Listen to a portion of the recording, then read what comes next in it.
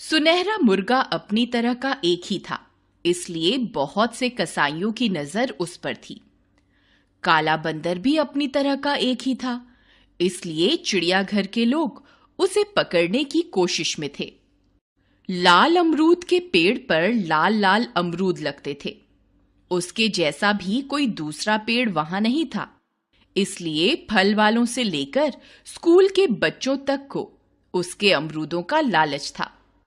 पर उन तीनों ने मिलकर ऐसी योजना बना रखी थी कि कोई उनका कुछ नहीं बिगाड़ पाता था। जब कोई कसाई मुर्गे को पकड़ने के लिए आता तो पेड़ उसे लुभाने के लिए 2-3 पके अमरूद नीचे टपका देता। उन अमरूदों की खुशबू ही ऐसी थी कि कसाई पहले अमरूद चखने में लग जाता। उस बीच बंदर 2-3 कच्चे अमरूद तोड़कर इस तरह उसके सिर पर निशाना बनाता कि कसाई अपना होश खो बैठता। आखिर जब वह ऊपर की तरफ देखता तो बंदर मुर्गे को पीठ पर बिठाए मुंह बिचकाता नजर आता। कसाई हार कर वहां से चलने लगता तो उसे पता चलता कि उसका थैला भी गायब है। थैला सामान सहित पेड़ की सबसे ऊंची टहनी पर लटक रहा होता। साथ ही पेड़ साए साए करता उसकी हालत का मजा ले रहा होता। जब चिड़ियाघर के लोग बंदर को घेरने के लिए आते तब पेड़ उसे अपनी पत्तियों और शाखाओं में छिपा लेता। किसी की उस पर नजर नहीं पड़ती। नीचे मुर्गा जोर जोर से पंख फड़फड़ाकर इतनी धूल उड़ा देता कि उनके लिए वहां खड़े होकर सांस लेना मुश्किल हो जाता। आखिर वे वहां से हटने लगते तो पेड़ अपने सबसे पिलपिले अमरूद नीचे टपकाकर उन्हें फिसला देता। वे किसी तरह गिरते पड़ते वहां से लौटते तो उन्हें पता चलता कि उनका बंदर पकड़ने का जाल मुर्गे की चोंच में है और मुर्गा पेड़ की सबसे ऊंची टहनी पर बैठा है।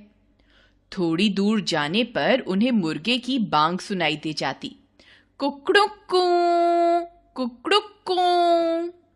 लगता जैसे मुर्गा उनका मजाक उड़ा रहा है। इसी तरह जब फल वाले या स्कूल के बच्चे पेड़ से अमरूद तोड़ने के लिए आते तब पहले उनका सामना बंदर से होता। बंदर इस तरह उनके इर्द गिर्द चक्कर काटता और उन्हें डराता कि उनका पेड़ के नजदीक जाने का हौसला ही ना होता। अगर उन लोगों के पास अपना कोई खाने पीने का सामान होता तो उसे भी वह चट कर जाता। मौका मिलने पर वह किसी के बाल नोच देता, किसी के कान उमेट देता। इतने पर भी वे लोग पेड़ के नजदीक पहुंच जाते तो वहां उन्हें मुर्गा बेजान सा तड़पता नजर आता। मुर्गे की चोंच एक अमरूद में होती, जैसे कि अमरूद खाकर ही उसकी ये हालत हुई हो। लोग बीमारी के डर से अमरूद तोड़ने का इरादा छोड़कर वहां से लौट पड़ते। लौटते हुए यह और पता चलता कि अमरूद के लिए जो टोकरी साथ लेकर आए थे वह बंदर के सिर पर है और बंदर एक मस्खरे की तरह आवाजें पैदा करता पेड़ की सबसे ऊंची डाल पर बैठा टांगे हिला रहा है। इस तरह वे मजे में दिन काट रहे थे कि एक दिन घनघोर घटाएं घिर आईं। पहले मूसलाधार वर्षा हुई, फिर बहुत ओले गिरे। जब उन तीनों ने साथ मिलकर अपना अपना बचाव करने की योजना बनाई थी तब इस दिन की बात नहीं सोची थी। पेड़ अपनी जगह परेशान था। ओलों से उसके सब अमरूद नष्ट हुए जा रहे थे। बंदर का अपनी जगह भीग भीग कर बुरा हाल था। ऊपर से ओलों की मार उसकी जान ले रही थी। मुर्गे की भी हालत खस्ता थी। वर्षा से भारी होकर उसके पंख ही नहीं खुल पा रहे थे। ऊपर से ओलों की झड़ी उस पर गोलियां दाग रही थी। ये दोनों छुटकू किसी काम के नहीं, पेड़ ने झल्ला कर कहा। मैंने आज तक हर मुसीबत में इनकी जान बचाई है, पर आज मुझ पर इतनी बड़ी मुसीबत आई है तो इन्हें अपनी अपनी पड़ी है। मेरा हाल तक नहीं पूछा, मदद करना तो दूर रहा। मैंने भी क्या साथी चुन रखे हैं, बंदर ने ठंड से कांपते हुए अपने से कहा। एक पेड़ है जो जमीन में गड़ा होने की वजह से सुरक्षित है, दूसरा पक्षी है जिसे आकाश में उड़ सकने के कारण कोई खतरा नहीं। आज तक ये मुझसे अपनी रखवाली कराते रहे, पर आज मुझ पर इतनी सख्त मुसीबत पड़ी है तो दोनों चुपचाप ताकते हुए मजा ले रहे हैं, कर कुछ नहीं रहे। बंदर का और पेड़ का तो हमेशा का साथ है। मुर्गे ने मन में कुड़बुड़ाना शुरू किया। मैं क्यों बेवकूफ बनकर इन दोनों के बीच फंसा हूँ? आज तक तो मैं इनकी हर मुसीबत को अपनी मुसीबत समझता आया हूँ, पर आज मेरी जान परा बनी है तब दोनों को जैसे मेरा पता ही नहीं है। मजे से बारिश में नहा रहे हैं और मेरी बात तक नहीं पूछ रहे। तीनों इतने नाराज थे कि आपस में उन्होंने बात तक नहीं की। पेड़ चुपचाप अपने अमरूद नष्ट होते देखता रहा। बंदर चुपचाप ठिठुरता रहा। मुर्गा चुपचाप कुड़ता रहा। थोड़ी देर में ओले थम गए, बारिश भी रुक गई, पर तीनों में फिर भी कोई बात नहीं हुई। पेड़ को चिढ़ हो रही थी कि उसके इतनी बारिश झेलने के बाद भी बंदर उस पर बोझ बना बैठा है और मुर्गा उसकी डाल पर बैठा पंख फड़फड़ा रहा है। बंदर को गुस्सा आ रहा था कि उसे तो ठंड के मारे सन्नीपात हुआ जा रहा है और पेड़ है कि अब भी उस पर बूंदे टपका रहा है। मुर्गा है कि अब भी पंखों से छींटे ऊपर उड़ा रहा है। मुर्गे को कुड़न हो रही थी कि पानी की मार से उसका तो जिस्म जवाब दे रहा है और पेड़ ने जरा सी भी जमीन उसके लिए सूखी बचाकर नहीं रखी। बंदर से इतना तक नहीं हो रहा है कि उसे वहां से किसी और सुरक्षित जगह पर ही पहुंचाए।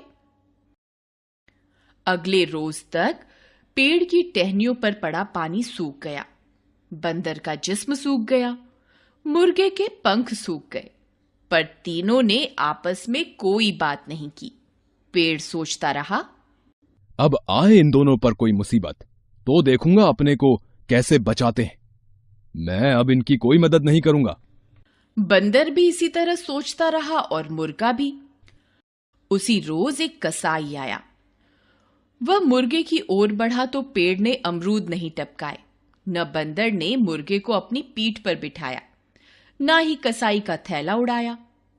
मुर्गा कसाई के थैले में बंद हो गया तो बाकी दोनों ने सोचा, अब पता चलेगा बड़ा मुर्गा बना फिरता था। कसाई मुर्गे को लेकर चला गया। अगले रोज चिड़ियाघर के लोग आए। उन्होंने बंदर को पकड़ने के लिए जाल बिछाया तो पेड़ ने वह टहनी ही टूट जाने दी। थोड़ी देर में बंदर जाल में था और चिड़ियाघर के लोग उसे घसीटते हुए लिए जा रहे थे। बंदर ने जब छूटने के लिए हाथ पैर मारे तो उन्होंने उसे खूब पीटा। पेड़ ने उसकी यह हालत देखी तो मुस्कुरा दिया। मन में उसने सोचा, अब रात दिन पिंजरे में रहना पड़ेगा तो इसे होश आएगा। बड़ा बंदर बना फिरता था। उससे अगले दिन बहुत से लोगों ने पेड़ को घेर लिया। पेड़ ने सहम कर देखा कि उनके पत्थरों और डंडों का कोई जवाब उसके पास नहीं है। तड़ तड़ तड़। थोड़ी ही देर में उसके सारे अमरूद झाड़ लिए गए। फिर किसी ने कहा कि पुराना पेड़ है, इसे काटकर इसकी लकड़ी जलाने के काम में लानी चाहिए। एक आदमी के पास कुल्हाड़ी थी।